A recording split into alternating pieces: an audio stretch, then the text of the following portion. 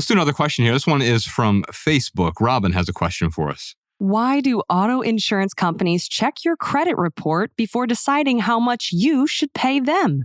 I used to have excellent credit, but now that I have nothing on there, good or bad, they now see me as a risk. One thing that the Ramsey team has taught me really well is that a credit score is not a credit score, it is a debt score. George, can you talk about why credit scores don't really matter? Yeah, this is probably one of the most controversial takes in the book. And I have the first chapters on credit scores because I truly feel like it's the gateway drug to all other types of debt. Because think about it. How do you get a credit score? Well, you have to open some kind of line of credit, some kind of account. How do you increase your credit score? Well, you take on debt and you pay it off the exact way they want you to. That's how it increases. And once it increases, what do? What do you get? You get access to more debt. And if you don't understand how crazy that is, then you need to get a pulse check. And so the idea of a credit score is that it tells you how good you are at debt management, not money management. And that was a game changer for me. You can play the credit score game perfectly and have nothing in the bank and no wealth to show for it. You can have an 800 credit score and make $15,000 a year if you've played the game and manipulated the pieces appropriately. Yeah. Can we talk about some of the myths around that, though? I can't buy a house without a credit score. I can't get an apartment without a credit score. I can't get auto insurance. Yep. Talk about those and are there ways around that, or are some people stuck if they have a bad credit score? Yeah, so I walk through every single objection I've heard, every single reason that people want to hang on to their credit score in the book, and I walk them through it systematically with step by step. Here's exactly how to rent a car without a credit score and with a debit card. Here's exactly what it means for your insurance rates when you don't have a credit score. And yes, your credit score is a factor when it comes to insurance. They have an insurance score that they use. But there's so many other ways to get a good insurance rate outside of having a credit score. One is paying all of your bills on time. Two is combining other types of insurance, like your auto and homeowners. You get a discount for that. So I still get great rates on insurance. And the other thing people don't realize is that you need to be shopping with an independent insurance broker, not your college buddy who works for State Farm, who you've used for 20 years. You're probably getting ripped off there. So I use Xander Insurance, which has been a partner with Ramsey for years now. And so they shop a bunch of different companies I've never heard of that are A+ rated to get the best rate at the best price and best coverage. So that's one way to do it. When it comes to renting, we just did a YouTube episode where I called apartments all over the country. And I said, hey, I don't have a credit score. Can I still apply with you guys? Can I still rent? And unequivocally, they were like, well, yeah, there just might be a slightly higher deposit and we'll need proof of income and a criminal background check. I went, oh, okay. That was easy. Well, let's pause on that for a second. So you're making an important distinction that I think most people don't think about.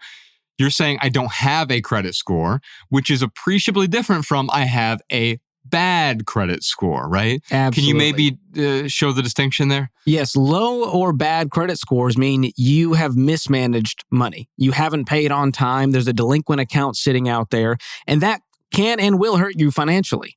And so the key distinction here is if you are following the Ramsey plan, you are aggressively paying off your consumer debt. Once you do that and you've closed every credit card account, everything is gone, 6 to 12 months later, your credit score will become indeterminable. It doesn't necessarily go to zero. We say zero credit score. It just disappears. It sort of just falls off the map once it hits a certain threshold. And that's what happened to me. And then I went, well, I got to buy a house. And so I've heard about this process called manual underwriting. It's old-timey. They don't use AI and pull your credit score. A real person looks at your actual tax returns and income and utility bills and goes, we're going to qualify George for a mortgage. Which, by the way, they do that anyway, even if you have an outstanding credit score. You can't go to a bank and just say, hey, look, my credit score is 800. And they're like, oh, we're not even going to worry about how much money you make then. Here's $1 billion house. Have fun.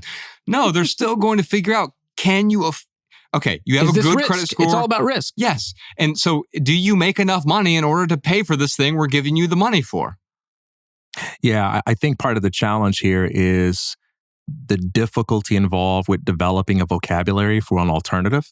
You know, when you live in a culture where everything is just done a certain way, it really feels like, well, I can't opt out because we just don't know these things about how to do it elsewhere. It's like when I was running the apprenticeship program with Praxis, it's like, there were lots of people that wanted to opt out of college, but they had no concept of what they could do. It's only when they understood, well, here are the apprenticeship options, here are the other things that you can do, that they're able to exercise the courage to say no to what they've been wanting to say no to for a very long time. This is why I appreciate the work that you're doing. You're showing people, hey, here's what a life of no to the system looks like. Because if you don't give them that, they'll just feel guilty that they're saying yes to these things we criticize, but they won't have an alternative way. So having a great credit score as a byproduct is one thing, but gaming the system in order to improve your credit score just so you can get into more debt actually becomes a problem.